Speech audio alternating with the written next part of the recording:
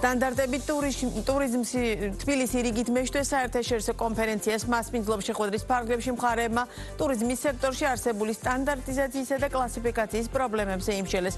ადგილობრივ კომპანიებს საკუთარი გამოცდილება გაუზიარეს საერთაშორისო ექსპერტებმაც.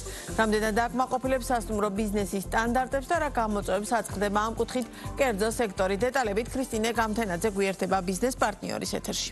მაიკო, მოგესალმები. დღევანდელ შეხვედრაზე ტურიზმის ასოციაციამ კერძო სექტორის წარმომადგენლებს ის კრიტერიუმები და რეგულაციები გააცნო, რომელთა დაკმაყოფილებაც ქართული ბიზნესისთვის ყველაზე დიდ გამოწვევებთან არის დაკავშირებული.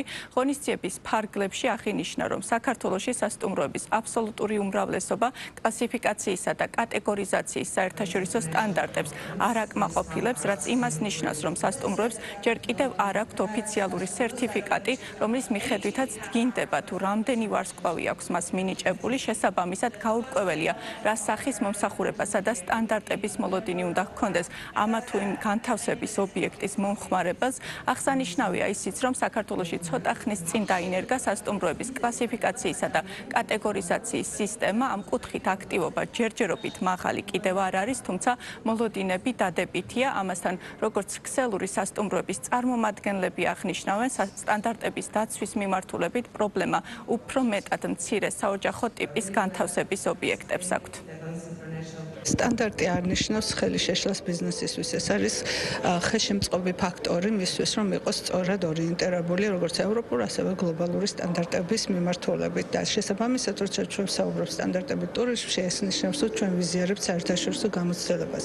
ამ ინიციატივით ჩვენ პირველად ვაკეთებთ, ესე რომ ვთქვათ, აქცენტს საქართველოში, თუ როგორ უნდა შეძლოს ბიზნესმა, ესე ვთქვათ, გამოიყენოს ყველა შესაძლებლობა. კლასიფიკაციის და კატეგორიზაციის სისტემა სასტუმროებისთვის ეს არის, რაც ჩვენ დავნერგეთ ასოციაციაში და გვინდოდა, რომ ამისთვის ხაზი გაგვესვა. მიგვეცა შესაძლებლობა კერძო სექტორისთვის გაიარონ კლასიფიკაცია, კატეგორიზაცია და გქონდეთ სწორი მოლოდინი ტურისტებს, რაც ჩამოდიან, რომ მერე სწორად შეაფასონ სასტუმროები, რაც აღიბეჭდება ასევე შემდეგ ფიდბექზე და უკუგებაზე, რაც თავის მხრივ პასუხს აგებს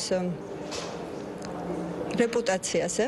სასტუმროში სტანდარტი იწყება მისალმებით, იწყება თანამშრომლით, რომელიც ხვდება ადამიანს და არეგისტრირებს თავის ოთახში. აქედან დაწყებული უკვე ის გამოცდილება, რასაც სტუმარი იღებს, ყველაფერი რა თქმა უნდა განპირობებულია და დამოკიდებულია სასტუმროში არსებულ სტანდარტებზე. დალაგებიდან, დასუფთავებიდან, ნომრის მოწესრიგებულობიდან, თუ რა ხვდება მას ნომერში, უკვე დამთავრებული, რა თქმა უნდა, კვებითა და ნებისმიერი იმ სერვისით, რასაც ის უშუალოდ სასტუმროში იღებს. შესაბამისად, ამ ყველაფრის ცოდნა ნაკლებად აქვთ უკვე საოჯახო სასტუმროებსა და პატარა სასტუმროებს, კერძო სასტუმროებს. გამოწვევები და პრობლემები, რომლებიც რეგიონში არსებულ კერძო სექტორის წარმომადგენლებს აქვთ, ძირითადად სეზონურობასა და ადამიანური რესურსის დეფიციტს უკავშირდება.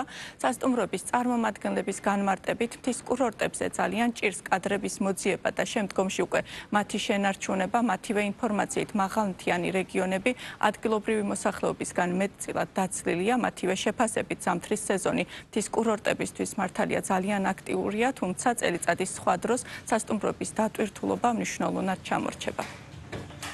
ზაფხულის დატვირთვა გუდაურში ჩვენ სასტუმროებში საშუალოდ იყო 70%.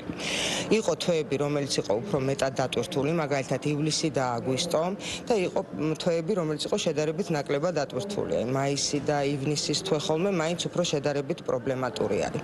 ძირითადი სტუმრების ნაკადი ჩვენ სასტუმროებში იყო ევროპული ქვეყნებიდანაც ჯგუფები, მათ შორის პოლონეთიდან, ისრაელიდან, საკმაოდ ბევრი ჯგუფები ყავს, ასევე ჩინეთიდან და კორეიდან ყავს ძალიან ბევრი ჯგუფები.